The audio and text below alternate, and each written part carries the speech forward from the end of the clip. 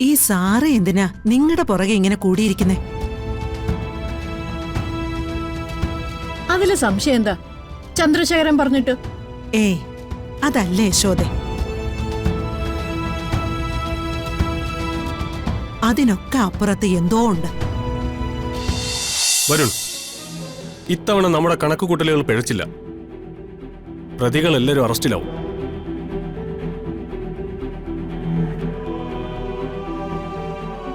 നിങ്ങൾ കാണിച്ചത് നല്ലൊരു മാതൃകയാണ്. തെറ്റ് സംഭവിച്ചാൽ അത് തിരിച്ചറിയാനും പ്രായച്ചിത്തം ചെയ്യാനും കഴിവുണ്ടാകുമ്പോഴാണ് ഒരാൾ വളരുന്നത്. ഓക്കെ?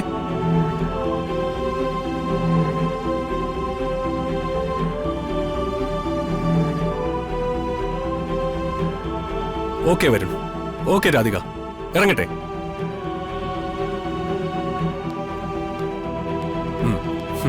ഓക്കെ ചേച്ചി വരൂ.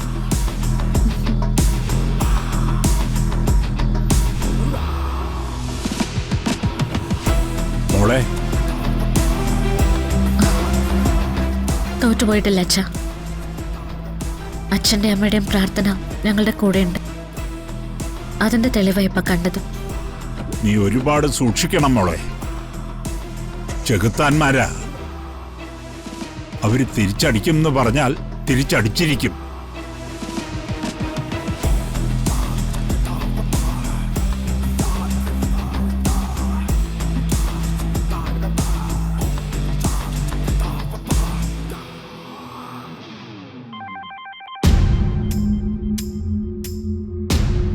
ഹലോ ഊർമിള. ബെഞ്ചമിൻ, ഞാനൊരു പരീക്ഷണം നടത്താൻ പോവാ. എന്ത് പരീക്ഷണം? നിങ്ങളുടെ പേഷ്യന്റ് ഉണ്ടല്ലോ, ദ ഗ്രേറ്റ് സിംഗർ ശ്യാമ. ശ്യാമയ്ക്ക് അവരുടെ ഓർമ്മകൾ പരിപൂർണമായും അവസാനിച്ചോ എന്നറിയാൻ ഒരു ടെസ്റ്റ്. അതെന്താണെന്ന് പറയൂ. ആദ്യം അത് വിജയിക്കുമല്ലോ എന്ന് അറിയട്ടെ, എന്നിട്ട് പറയാം. 1.5 മണിക്കൂറിനുള്ളിൽ ഞാൻ തിരിച്ചു വരും. ഓക്കെ, ഞാൻ കാത്തിരിക്കാം. ശ്യാമയുടെ കാര്യമല്ലേ?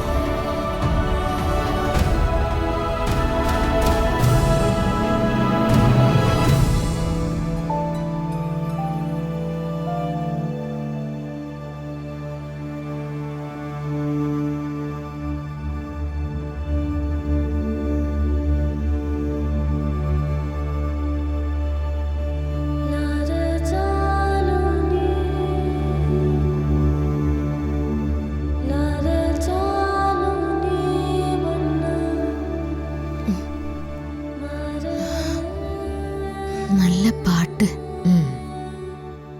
ഇത് ആരാ പാടിയതെന്നറിയോ?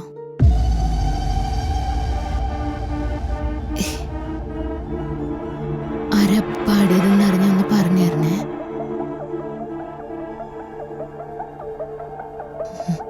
നല്ല പാട്ടാ, നല്ല പാട്ടാ, നല്ല പാട്ട്.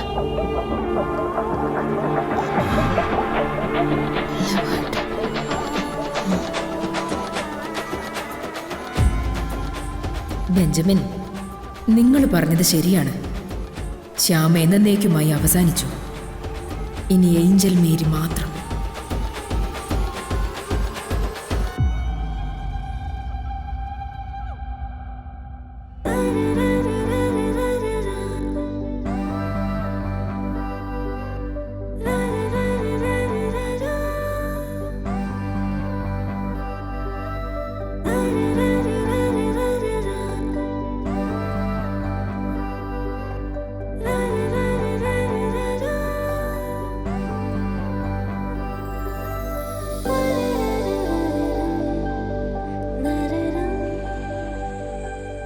കയ്യിൽ കുറച്ച് കാശുണ്ടെന്ന് കരുതി ഇങ്ങനെ അഹങ്കരിക്കാമോ?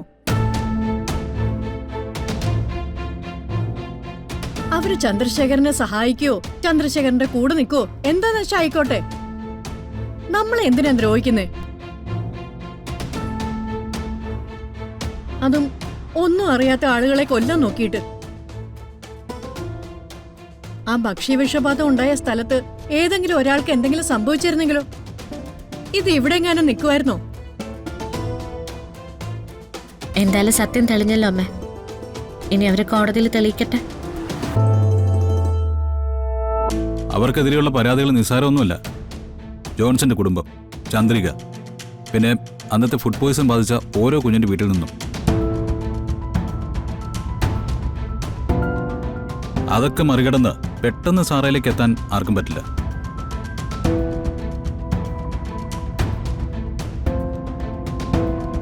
മുത്തശ്ശി ഇതെന്തെങ്കിലും ആലോചിക്കുന്നേ? കുറെ നേരമായല്ലോ. ആലോചിക്കാനുണ്ട് മക്കളെ.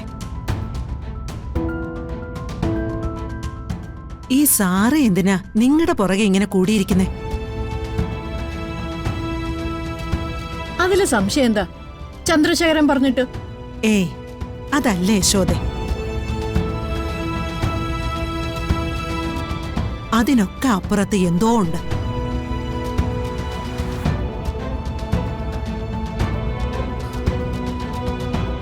കണിമംഗലത്തേക്കുള്ള സാറയുടെ ആദ്യത്തെ വരവിൽ തന്നെ ഞാൻ ശ്രദ്ധിച്ചു തുടങ്ങിയത്. സാറ പറയുന്ന ഓരോ വാചകവും അളന്നു കുറിച്ച് എന്തൊക്കെയോ മനസ്സിൽ വെച്ച് പറയുന്നത് പോലെ.